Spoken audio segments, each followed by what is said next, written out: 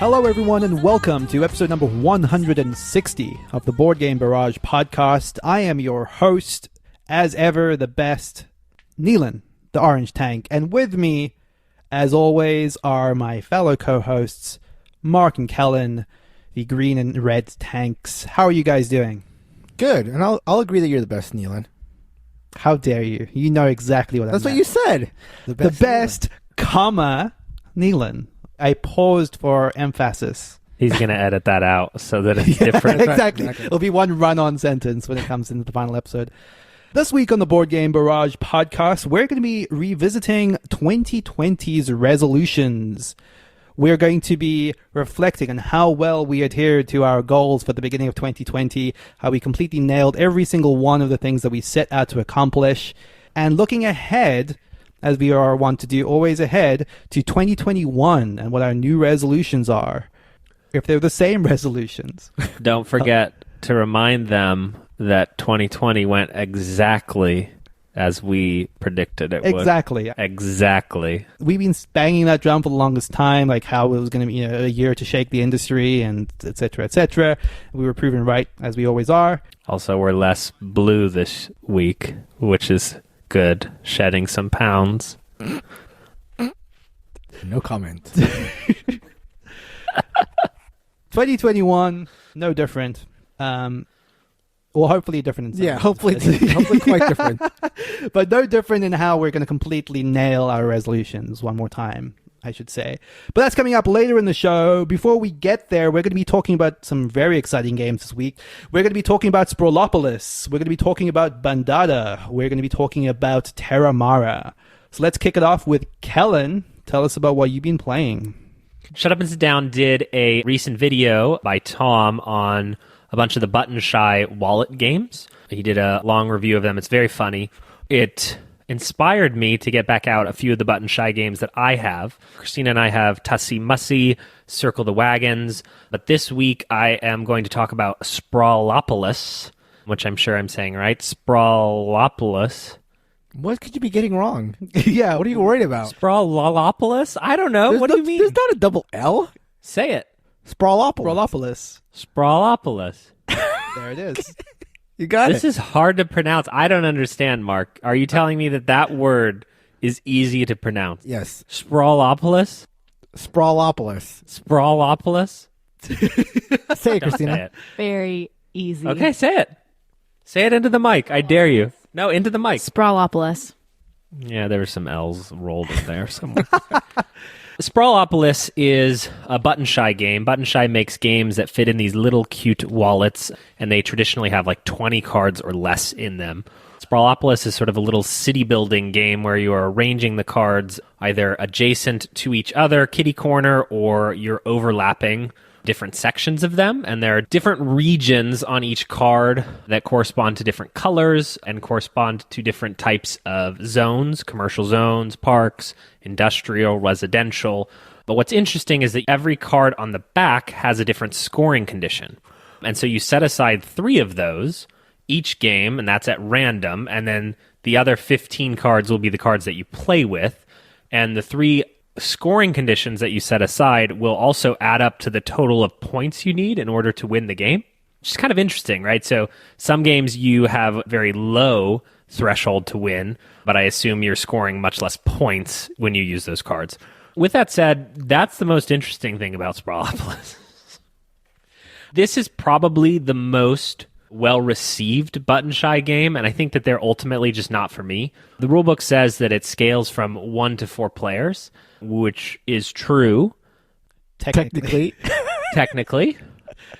When you get to the solo play section of the rules, it says play is identical to the cooperative game, except you only have 1 hand of 3 cards to work with each turn. And so that means that in the 2-player game, right, the other player has 1 more card than that, so you have 4 cards instead of 3, and you're not allowed to table talk and show people your cards, so it's like functionally a solo puzzle. With that said, I do find it very novel. I find it very interesting, and for the price, one that if you're interested in solo gaming in this low card count but a lot of gameplay front, I love the fact that the scoring conditions are pretty disparate. So it's like having parks in a certain rows and blocks, you know, scoring things that are corner to corner, or you take one strip of your town and any one row or one column of your choice you score for. So there's a lot of disparate conditions, which will make each game different. Another novel thing is that you actually lose points for each road that you introduced. So you're sitting there trying to calculate the score that you'll gain for something minus the amount of roads that you're creating. And then you think, well, I'll try to reconnect that road later. So I appreciate that the game is willing to punish you, which I think is quite novel for something so small and so little. But you can also scale the game to make it easier, which is to say you don't lose points for your roads. And it's like, don't do that. It's like, sure, you could add 100 to each of your score as well if you wanted to make it easier. You would just win. So that is Sprawlopolis. Neelan, you've played this. I have played this, actually. I was going to say, I think the one thing that we can't overstate is that these are incredibly cheap games. They're $10, maybe $12, $15 if you're going to get them shipped. I remember the time I backed mine, because I was actually surprised when I saw the buzz happening, because my memory was that the Kickstarter fulfilled a couple of years ago. But, I paid $12 including shipping for that game, and I think that with that in mind, and the fact that it literally packs into a credit card wallet and you can take it with you anywhere, I think it's good for what it does. It's in the realm of solo games I'm going to want to pick up and play in the comfort of my own home. Probably not up there for me, but yeah. I've also played this just the once. Really? Yeah, just the once, 2-player. I didn't know anything about it aside from the fact that it was a button shy wallet game and had 18 cards or whatever. I was very pleasantly surprised, actually. Just the one play and maybe wears thin, but I thought it was just really clever how, and I guess with 18 cards, you have to be able to pack a lot in just a few cards. I thought the way that the endgame scoring worked, being the backs of cards you didn't use and all that stuff, I just thought it was clever and fun. Yeah, I had a good time playing it. I think that I'm not one to solo game, for starters, so that's half of it. And then the other part of it is I've gotten rid of the concept of small cost, small footprint as necessarily being a benefit as compared to having that many rule sets at the go. Sure. And so I don't know where to put this on my shelf in your wallet, because it doesn't in your pocket at all times. Okay. Just to be clear, Mark, right? And sorry for those of you, everyone, because this is a podcast. My wallet, okay? Yeah. Is smaller than the button shy wallet. Well, that's which not is really pretty a wallet. You need a proper This? wallet. Yeah. Excuse me, do you see this? Boom. That's not Money a in wallet. there, That's baby. What What are you talking about? Do you understand? It's a pouch. It's holding. It's like a mini pouch. Hey, do you see me? California, here we come. That's a very Look good at how good picture. I look. Holy cow. Look how good I look. You don't even look like that anymore. Okay. Anyway. There was no point to that, so it can't stay in the episode. Yeah, okay. Quick question. Did you play this 2-player? Or just Yes. 1 player? So, okay. Yeah, no, I played it 2-player.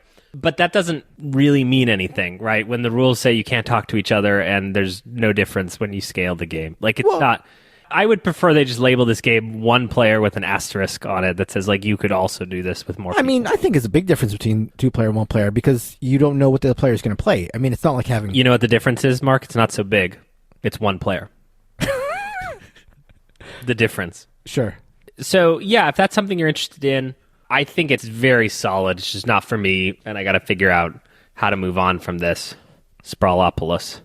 So send me a self-addressed stamp mail envelope to room 606 Omni Hotel, and I will send you my copy of Sprawlopolis.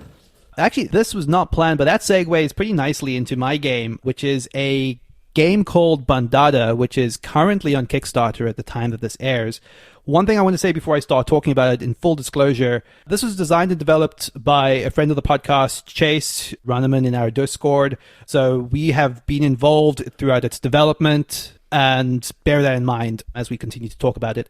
I will say this about Bandada. It actually shares some similarities to a lot of what you were talking about in Sprawlopolis, which I was reminded of as you were describing it, in that it is primarily, I would say, a solo game. I do think that the 2-player works quite well, but it's a game where you are drafting cards, and those cards are divided between actions and scoring on the same card. So it has some shared space there. So let me get into what Bandada is all about broadly. In Bandada, the premise is you're trying to collect birds into your little personal flock. Bandada meets flock. I'm going to be describing the game as it works in 2-player. And the way that works is that you lay out 3 of these bird cards.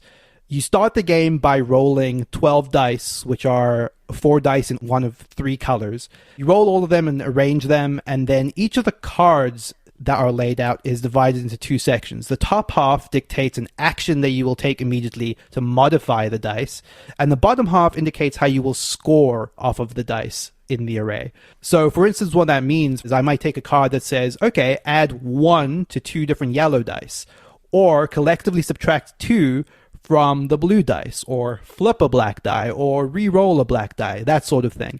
And then the bottom half might say, and then score a point for every yellow die that's above 4. So I would take that card and through the combination of the actions and the scoring, try to maximize the points I would get from scoring that card. The one twist to this is that those cards will continue to score in each of the game's subsequent rounds. So any objective that you set yourself as a scoring objective at the start of the game, you're going to want to capitalize onto the maximum benefit throughout the course of the game, while continuing to have to manipulate dice in order to satisfy other scoring conditions. So it's this pretty tight balance of getting away with modifying as much as you can without stepping on the stuff that you're trying to preserve since the beginning, because there'll be a multiplicative scoring element to those early cards you draft. The way that this obviously works in 2 players is you're scoring separately, and you're as much trying to preserve the dice that you need for your scoring as well as muck up the other player's plans. So let's say that Christina has committed very early on to she wants pairs of like-colored dice. I might be trying to break up those pairs as part of my dice manipulation in order to mess up her scoring while trying to satisfy my scoring conditions. So it's a fun little puzzle on every single turn in what is an extremely simple rule set. I've basically described the entirety of the rules for the game. It plays extremely quickly. You'll be done in 5 to 10 minutes, and quite a joy to play. Yeah, and I think what you've described is precisely why it works for me versus Sprawlopolis, which is that there's a solo if you want to play it solo and sort of get a score, but the 2-player version is actually you're going back and forth where you don't want something to happen for them, or you can deliberately try to hurt them. I think that for the price point, at the $15 Kickstarter, I think this could be published by any major publisher and be a wild success.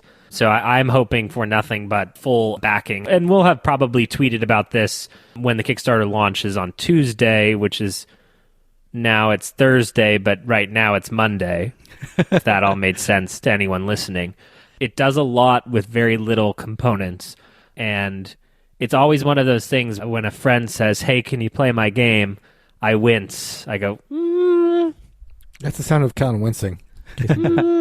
Like, do you want me to do that? Because I will, but you're not going to be very happy with me. So pleasantly surprised and happy that I own a copy of Bandada and think it's quite good, and would encourage people to check it out if you like little games with a lot to think about. Totally. And I do think it's worth talking about the solo game a little bit. In the context of solo games, one of the things I sort of had over the course of last year was just a pile of solo games I was trying to convince myself to revisit over and over again. And funny enough, Sprawlopolis was on that pile, but I find myself kept returning to Bandada just because it is a small, pleasant experience. And I think dice manipulation is something I've genuinely quite liked a lot. And I enjoyed the puzzle of finding the best way to utilize those actions. So that is Bandada. Check out our notes for a link to the Kickstarter. Mark, what have you been playing? I got a chance to play a game that was on my Essen 2019 preview list way back when. This is Terramara. Terramara is, in a lot of ways, a traditional Euro, but it has a couple twists that I think are quite interesting. So when it comes to Euros, you've got different flavors depending on the level of interaction. You've got the Uwe Agricola type where it's a worker placement game and you block somebody out, and that's your interaction by taking a space. You go into space, nobody else can go into space, and that's level of interaction. And I think that is probably, when it comes to interactive Euros, that's the typical threshold for calling a game like sort of an interactive Euro or a passive interactive Euro. Terramara goes one level higher than that. It's interactive plus without being fighty. And I think vanilla, right? Multiplayer solitaire, Right. Then you got chocolate chip, Okay. Uwe Rosenberg, Okay. right? I'm with Then you. you got double chocolate chip. They double the chips. It's not a different flavor. Right. We're not talking Ben and Jerry's here. We're not talking Hansa Teutonica. We're talking double chocolate chip. Wait, what is Hansa Teutonica in this? Ben and Jerry's. Cookie dough. ice cream. Amazing. Wait, Ben and Jerry's is not a flavor? It's a quality bar. Like Chunky Monkey. Just throw it in there. no, not Chunky Stephen Monkey. Like Colbert's half American baked. Dream. Half baked. Cherry Garcia. I like Cherry Garcia. Oh, excuse me, sir. What's wrong with Cherry Garcia? Gar- You don't like it? Okay. I like it a lot. I like Double chocolate chip. No, I don't Big want cherry. cherries in my ice I cream. love big cherries and ice cream. Yeah, cookies in my ice cream. All right. What moving about on. Netflix and chilled? That's pretty good too. That's new. I haven't tried that. Yeah. Anyhow, Clearly. back to the regularly scheduled program. So this is double chocolate chip. I don't know where the analogy is, but that's what it is. So it turns up the interactive dial without being very conflict heavy fighty. And the way it works is that you've got a lot of trappings of Euro worker placement. You've got spots on the board and you can put your worker there. The first level of this heightened interaction is that a spot is not blocked when you put a worker. There's room for a second worker. However, the only time that you can put in a second worker is if it fits one of two criteria. You use your El Grande, your chief token, which can go anywhere. There's a further step where if you put your chief in first, then nobody can go there. So then you are truly blocking off a spot. But if there is a worker there, you can put your chief there, or you can put a regular worker in there as well, as long as you have a higher military strength. And this leads to one of the tracks of the game. And this game is a Euro in the fact that it has multiple tracks, but the tracks are sort of incorporated into this board in a very organic feeling way. And it's not just sort of like the Terra Mystica, just 3 tracks sitting there. One track is this military track, which is pretty much a general track, but the other 2 tracks is one is a canoe track, and you're moving this canoe across a river, which it's still just a track, but thematically it sort of disguises itself.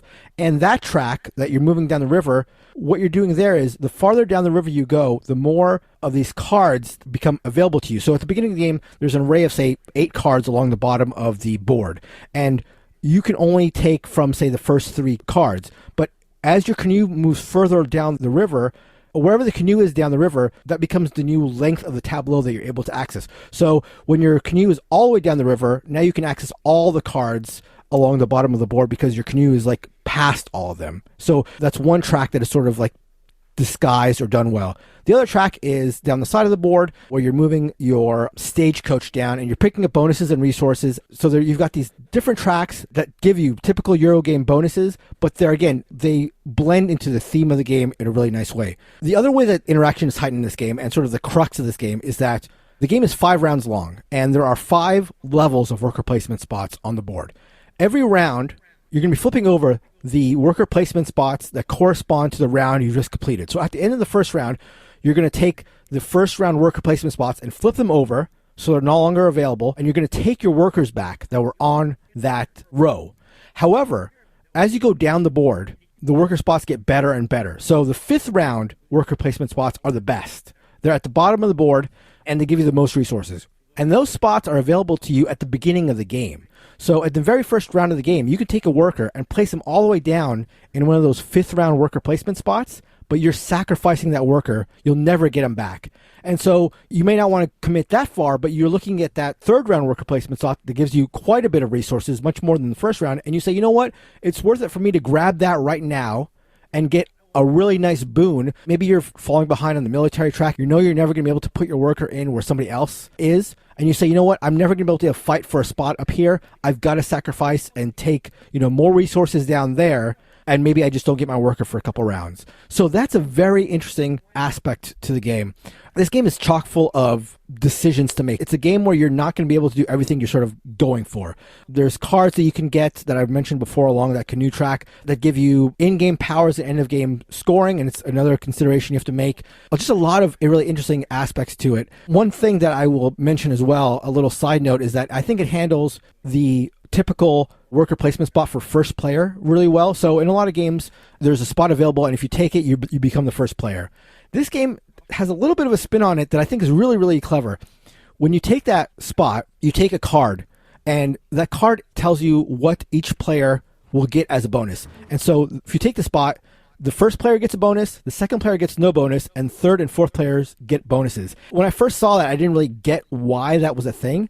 But when you think about it, it's a really nice way to mitigate that whole thing where the second player benefited just by the fact that he sits next to the first player. Right.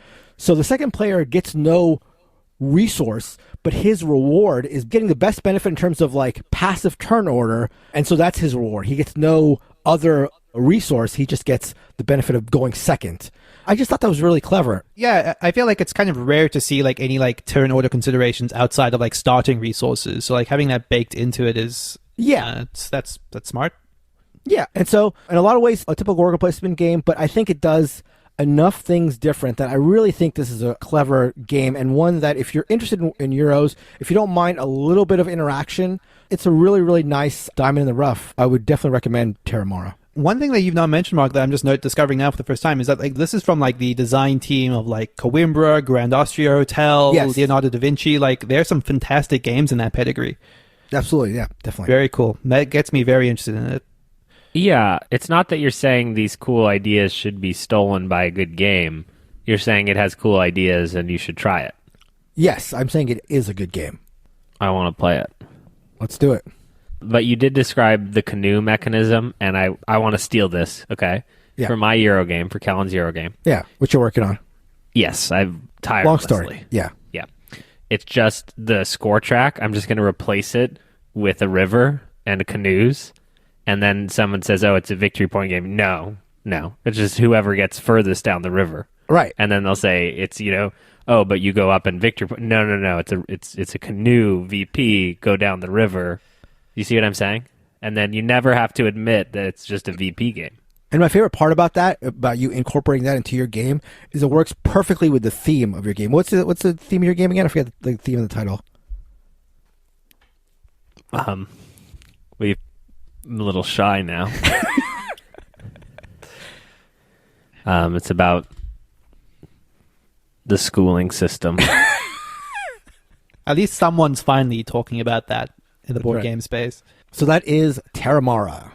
So before we get to our feature topic, we're going to read a review. Yeah, as a reminder, one of the best things that you can do for Board Game Barrage is leave a review wherever you listen to the podcast. Not only does it help just keep us going out of the kindness, but it also helps discovery of the podcast. So if you've been listening, we'd really appreciate a review on any major podcast platform or wherever you get the podcast. Very much appreciated. Really meant a lot when we saw this one. It felt very special and figured we wanted to share it with the rest of you. This review comes to us from Tickmaline. It's titled "A Light in My Day, Switch in My Head." They said, Board Game Barrage, I listen on my headphones walking past the trauma bays coming into work, preparing to do my part to save lives. It energizes me and makes me smile. I listen as I walk out to my car, often too late at night to drive home to see my family before their bedtime. It energizes me and makes me smile. BGB is a switch in my head, a light in my day, an injection of joy. It will take me a long time to listen to all of the podcasts at my current rate, but I have years to go before I retire, so keep it coming, please. Which is just lovely. Amazing. Good God. For like as dumb as we are and as dumb as this is, for that to like help somebody like really like on the front lines and working so hard, that's amazing. Yeah, that's so awesome. Yeah, I was very moved by that when I first saw that, when Kellen shared it with us. It's such an incredible thing to like know that we're providing comfort to people that certainly need it in these times. Yeah, I think there are times in the quarantine lockdown where it's like, are we just shouting into the void? Like board games have not been as fun as they could have been in the past, and to get a review like this just does mean a lot. Yeah. So let's get into what is our feature topic this week. We're talking about our New Year's resolutions. We did this last year, and I think one of the things I think that was quite insightful about the preparation for this episode was revisiting ourselves talking about last year's resolutions and reflecting on how well we did or didn't do on holding ourselves to those resolutions. So this will be a little bit of a revisit of what we said last year, as well as our hopes and goals for 2021. Who wants to kick us off? So I think it's going to be...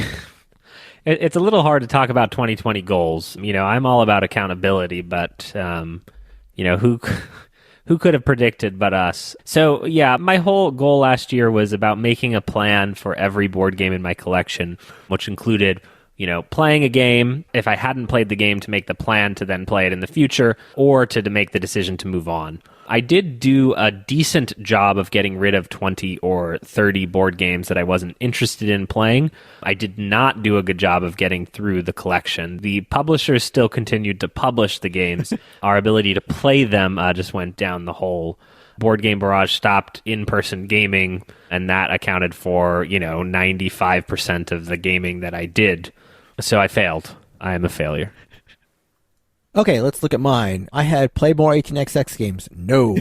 Play the games that I love more, especially the ones my closest friends haven't played. No. Play 18xx with you all. No. Play Brass with you all. No. Revisit older games. No. Better memorialize games played, review more games. No. Get back to having more extensive play notes in my logging. No.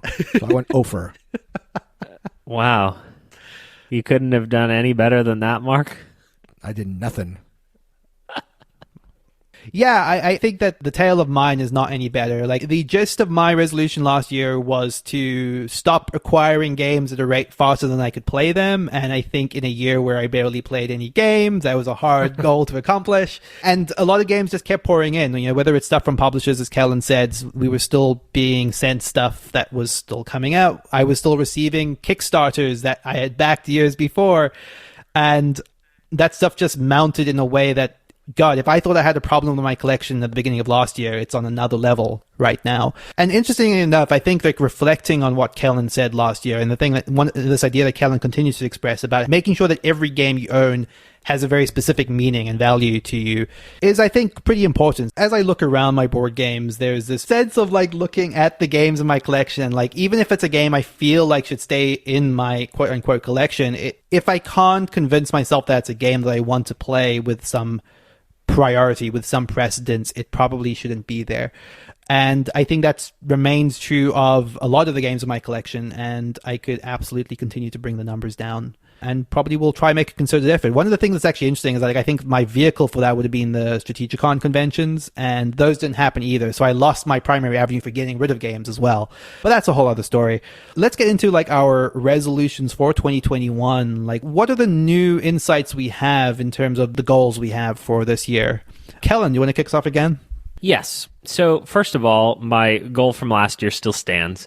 I think that we have this tendency as humans to ignore things in our life. I think that it's really easy to see with money, where people don't want to look at their bank statements or their credit card balances, and they think that that will ease the stress of doing so. But in reality, looking at the thing provides stress relief. Taking action provides stress relief. And so I had, for example, a huge Pokemon card collection that I did not know what to do with, and it was probably worth $30.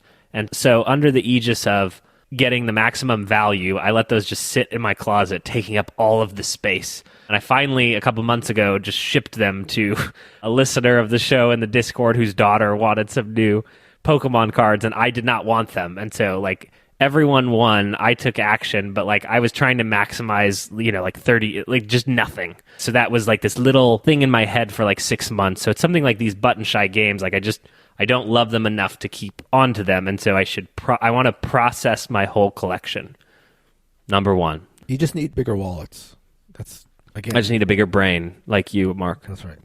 So my first and biggest and brightest goal is to, the second that we can, have Barrage Con. And Barrage Con, for those who don't know, is a gaming weekend retreat where just the hosts of Board Game Barrage and friends play board games. Now, this will be the first month, this is my commitment, the first month that we are all vaccinated, and it must be 4 days in length or longer. Or longer. 4 days in length or longer. Get a cabin, play the games, get through we're talking 5 a day, minimum. Minimum. That is a very, very low minimum. We are going to go way over 5 a day. That's what I'm saying. And that is my biggest board game goal, bar none. Put it at the top. So excited for that. It's happening. The first month, 4 days, minimum. BarrageCon 3. I don't know why you're laughing. What do you mean? I just love minimum. Okay, goal number 2. I would like to, and this one's a little bit weird, I would like to play. So one of the things that I've figured out about myself as a result of pandemic is that I miss, because we still play games on BGA, on Tabletop Simulator, but the meeting new people through game night is something that I am not getting anymore, which is like those sort of casual moments or those interpersonal relationships where you meet someone, you do something with them, and then you disperse. You know, like you're not meeting your best friends here. You're just meeting new people. I don't know. There's something in there that I feel like I am not getting as a result of quarantine. I would like to play more games like in a tabletop simulator fashion with new people. It's a weird thing to say because usually I would say the other thing, I just love to play with the four of us tanks, you know, and just do it. But I'm missing a little something socially that I'd like to get through board gaming. So I'm hoping to play more either on the Discord with people, or if, you know, anyone wants to reach out and try something on Tabletop Simulator. I don't know why. I just need a little bit more social interaction in that way. I think for me, you know, social stuff is hard, and board games make it just that easier way of meeting someone because you're like doing something. I don't know if that makes sense. No, I think that makes perfect sense. Yeah, it makes perfect sense. I almost want to like soft commit us to the idea of doing like the Cthulhu Wars Day, which we threw around in like the Discord, of like having each of us like running a separate table of Cthulhu Wars and just getting as many people that want to play playing it. It can go to like 12 players, Neelan. We don't need to Oh, wow. split up. Just all do one big mega game. I like that. That's good too. Horrifying. So those are my goals. Lock and load them, write it down, hold me to it, unless there's another pandemic, in which case I will not be held to those goals. So my number one goal sort of piggybacks off of Kellen's, although I sort of like Kellen's more, the idea of Barrage Con no matter what. But my number one here, I have it written down, is go to all the conventions. I know before the pandemic hit, we were sort of wondering, are we going to too many conventions? Do we want to go to Gen Con next year? Where are we best suited to go? I want to go to all of them now. I don't care. I've never been to BGG Con in Texas. I want to go to that. I want to go to Gen Con. I want to go to Shucks. I want to go all of them. So I am going to be traveling the country as soon as this thing is lifted. I'm going to all the conventions. A couple that I would want to revisit, definitely. I mean, I do want to revisit pretty much all mine from last year. I definitely want to play an 18xx game with the rest of the tanks. The one that actually, when I was looking back at my old resolutions, that I was the most upset that I didn't follow through was the taking the extensive like session notes for all the logged games, because that was so fun. When I first started logging games, I wrote down a couple of like funny moments from the session, or, you know, interesting things that happened, and I stopped doing that, and I wish I had been doing that more. And so when I listened back and I heard that was a goal from 2020 that I didn't do, I was really upset about that. So I definitely want to do that again. Another big new one for this year is I want to go through my unplayed games. A, because it's just fun to go through games that I haven't played, because, you know, I always sort of see these games, these unplayed games, as not really a burden, but like these boxes of joy that I still haven't tapped into. And so I want to go into them to play them and to have fun, but also to figure out which ones shouldn't be sticking around. One good thing that I was able to do in terms of playing games through the quarantine was to get through a lot of two-player games, because I generally don't play them, and I was sort of forced to during the last couple months. And so I got to play some games that I probably wouldn't have played for a while. So I want to do more of that, getting through games that are on my unplayed list and seeing what those are like. And finally, I've used the BG Stats app to sign myself up for some challenges, which I think is a fun sort of it's like a gamifying way of playing games. So I was sort of excited to try that out. The BG Stats app makes it really easy and quick to create a bunch of challenges for yourself. So I have like a 10x10 challenge. I've got a play 150 games with BGB co-hosts. I've got play all my unplayed games. I've got play 100 old games that I've played before, revisit 100 games that I haven't played. That's How do right. you qualify that? Just games I've played before. Revisit 100 Before games. 1995, you ageist. I've set up for myself like 10 challenges that it took me probably 15 minutes to set up, because the BG Stats app has that all really done well.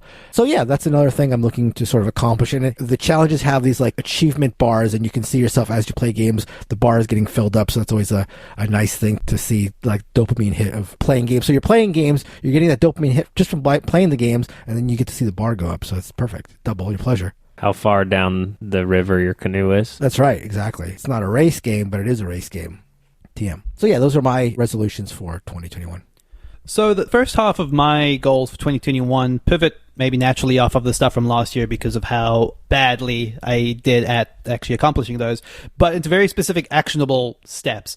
So one of the things I mentioned on last year's podcast that sort of struck me on re-listening is I have instituted this policy with video games of only buying games immediately before I'm starting to play them. And that's been working out great for me. Like, I feel like there is this intense, like, acquire a game and play it reward system that feels like it bypasses the feeling of having games that I tell myself I want to play because I don't feel the pressure to play them because I've bought them. And this is something I talk about a lot in board games.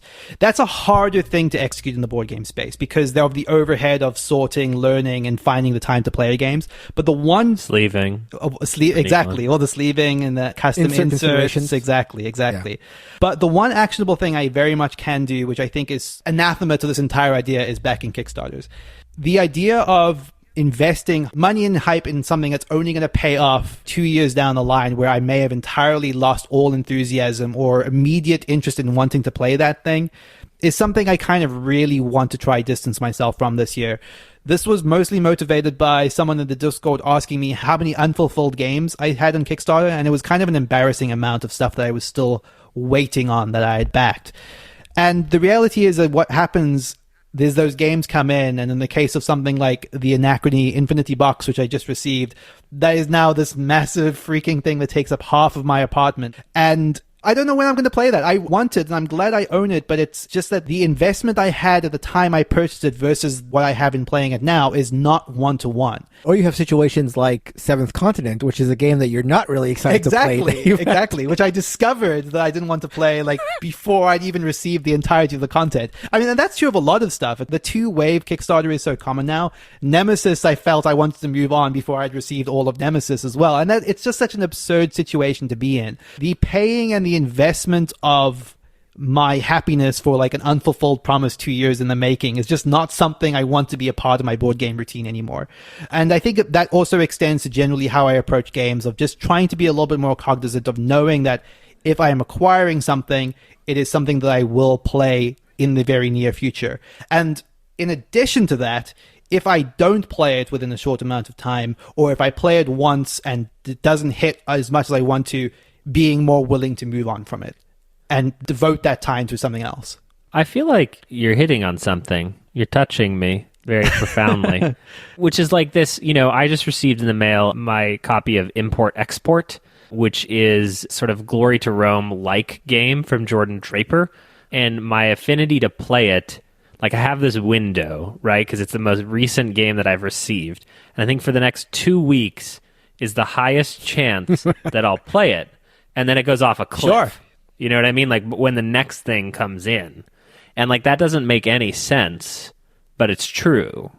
Like that there's like a 60% chance that it'll get done in the next 2 weeks.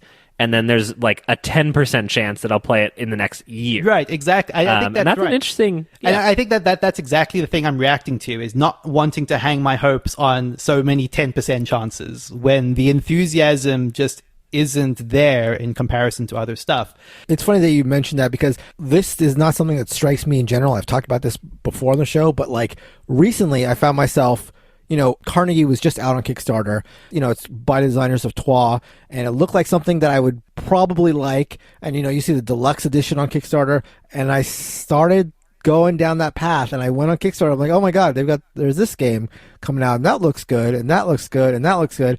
And I almost started like getting into it and splurging on a bunch of games. And then I'm like, wait a second, this is not you. You're on the other side of this. You're the guy who waits. That's right. Exactly. And so I backed off, and I just realized, no, you're the guy who waits until the game comes out. And if it's good, I'll pay a little bit of a premium to get it. That's fine. And if it's bad, or if it's something that is maybe for me, or, the reviews are in and it's not catching fire, I'll be able to get it at a steep discount. Right. And so that's the place, but it's hard. But it's the absurdity, right? It's the absurdity of that, like looking at your frame on this video chat, like there's probably more unplayed games there that you could do in a week or a month. You know what I mean? And yet you're like on your computer going, oh man, Carnegie, right. It's time. Right. Yeah, exactly. Totally right. I mean, that's another thought I had, is like, wait, why am I so excited about this game that I don't really know anything about when I've got good games that I haven't played, like literally in the same room where I'm thinking about clicking on this game. Yeah. It makes no sense. And I think that's why Kickstarter especially is for exactly that reason, Mark. It's the unknown factor. It's like investment in something that you literally don't know anything about, or you barely know anything about, versus stuff you feel confident that you would like. And I just think everybody probably out there who is dabbled in Kickstarter has an example like this. But for me, the example is Rising Sun. So I remember the Rising Sun hype was insane, and it felt like a no-brainer lock, great game. And it is a great game. It's one of my top 50 games. I really, really like it a lot. But like, think about Rising Sun today. Like, yeah, it's a great game, but you can get it. Right. Like, it's not some like unattainable thing that you got to get it right now or you're never going to get it. Right. So it's like the hottest game now feels like it's a get in or you're never going to get in situation. But if you just think of previous hot games, 90% of them with some time become just another game. Yeah. And I even have like a very specific example of this, which is like, Tainted Grail was a Kickstarter that I was wrestling with for the longest time, which was like, if I had gone all in on that, which was something I was very much considering, I would very much have regretted that. And not because I don't like Tainted Grail. I think this will come up in a later episode. But I've since just bought the base box for Tainted Grail, which, it's not readily available at retail right now, but will be at some point in the same way you're describing, Mark. And that is as much Tainted Grail as I think almost anyone needs. It's certainly as much Tainted Grail as I need.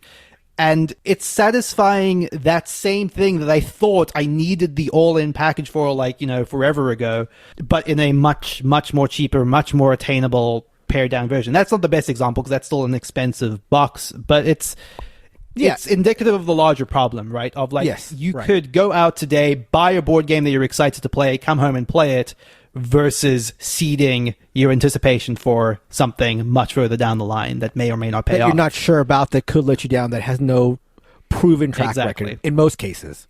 My public service announcement, because you two are being right now, is as follows. This does not apply to things like CoraQuest and Bandada, which are indie game creators who literally will not be able to publish their like first time, second time designs without Kickstarter. We're talking about Cool Mini or not. Sure, exactly. That has more money than all of us collectively combined could ever possibly have ever. Making Onk, which I spent $250 on, red card Kellen, versus, like these indie publishers where I feel some pleasure in helping support them just by virtue of wanting them to succeed at making something, putting something into the world, and am proud to help them. So Kickstarter can be useful from that perspective. Exactly. I'm glad you said that, because I don't want this to be taken as like an indictment of Kickstarter as a platform. It's specifically where I allocate the projects on that. And I found myself backing a lot of these all-in big multiple box projects, and that is not a good use of even my Kickstarter time. I mean, two things. One, I appreciate your soccer analogy, Callan. Always happy to... I was a ref, Mark. Oh, yeah, that's right. I keep forgetting that. I've red-carded parents at under 14 soccer games. That's right. I didn't want them on my field. So you have the authority. You have the authority to red card yourself. So That's right. That wasn't loosely done. The second thing is, I absolutely totally agree that things like CoraQuest and Bandada are perfect examples of when Kickstarter is the right way to go about backing a game and supporting designers. That's a great point. I'm glad you brought that up. And I think not everyone is like this, but I am. I think it's important, and I'd love to hear other people's 2021 board game goals. For me, engaging with the hobby is in part having a goal for the year. I think others are not like that. They just like playing games. They just like buying games. I would encourage you to think about it. Think about what you want to get out of board games this year, and then make a plan to achieve that. And I'd be interested in what that plan is for you, whether it's playing more light games or more party games, or, diving headfirst into like 18xx land and, some of the historical, more simulation type games. There's a lot of things you can explore, and unless you make a plan to get there, you're not going to get there. So one of the little things that we like to revisit that we did last week that we would like to bring back into regular rotation is the stuff that we're looking forward to in the board game world. No, do the theme song, Neelan. The jingle? Things we're looking forward to. Kellen. Wow, that was so good for off the cuff, I think. Yeah, I don't know if it actually is. The thing that I am most looking forward to this week, we have sprung up a Board Game Barrage Facebook group for those of you who do not like Discord, and you can find that at boardgamebarrage.com/Facebook. Over the last week, we've gotten over 450 members, all chit-chatting about board games, just another space to interact with us. I think it's a little bit of a different crowd. Discord is for the young and the nerdy among us, and Facebook is for everyone. So if you've wanted to interact with us, you can find us at boardgamebarrage.com/Facebook. Just another way to hang out and interact. And I'd love, for people to come in and talk about their 2021 board game goals on our Facebook group. And to help spur that on, we're giving away a free t-shirt and a free copy of Hansa Teutonica, one of our favorite quadruple crossover board games, at the end of February to some random users of our Facebook group. So get in there if you're interested in those games or just interested in talking to other board game enthusiasts. Piggybacking off of mentioning earlier that I've been playing 2-player games recently, is I'm looking forward to my second play of War of the Ring 2nd Edition. I say second in the way that I just did because the first play of it was an aborted effort. We didn't get through the entire game. I've heard great things about this game, but I think I sort of find myself feeling about it the way that Shut Up and Sit Down said that they felt about it after their first play, which was just feeling a little frustrated and confused and not really great and wondering what the hype was about. They subsequently said that upon further plays, they really, really enjoyed it. And again, I've heard, it's a 12th rated game on BGG overall. So there's definitely something there, I'm sure. So I'm looking forward to giving it another spin. My first effort was, again, a little stuttering, but I'm excited to give it another go.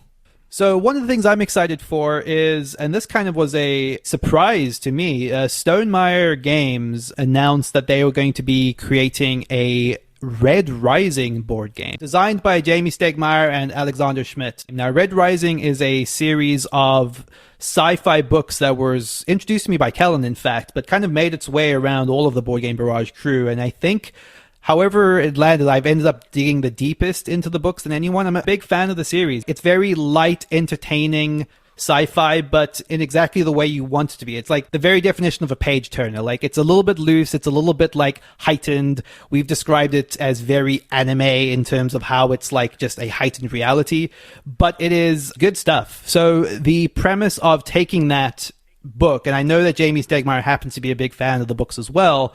So the premise of taking that and having a fan produce a board game rendition of it is something that's pretty exciting to me. I have no idea how it's going to bear out. So Stonemaier Games has made some of the biggest games in board gaming in the last 10 years. Scythe, Wingspan, Viticulture. And the thing I love about this is just he loved the theme. And so he's like, I'm going to go get it. And like there's something so cool about that. He's like, yeah, man, I love Red Rising. And like as a fan of the books, just him going and getting that, and he's talked in the past about how he was trying to get it and couldn't get it and now has it. It's just cool. That level of devotion to it and wanting to do it right just gets me super psyched to give Red Rising a go when it comes out. Licensed games are very hit or miss for me, but still eagerly excited for this one. That's going to do it for this episode. Thank you, everyone, for listening. Thank you, as always, for being a fan of what we do. You can reach out to us on email at boardgamebarrage@gmail.com. You can reach us on all of our social media. Please check out our new Facebook group. That's at boardgamebarrage.com/Facebook. And as ever, come chat to us in our Discord at boardgamebarrage.com/Discord. Thank you to Heart Society for our intro music. What's on Your Mind, Kid? Goodbye. Bye-bye. Good night.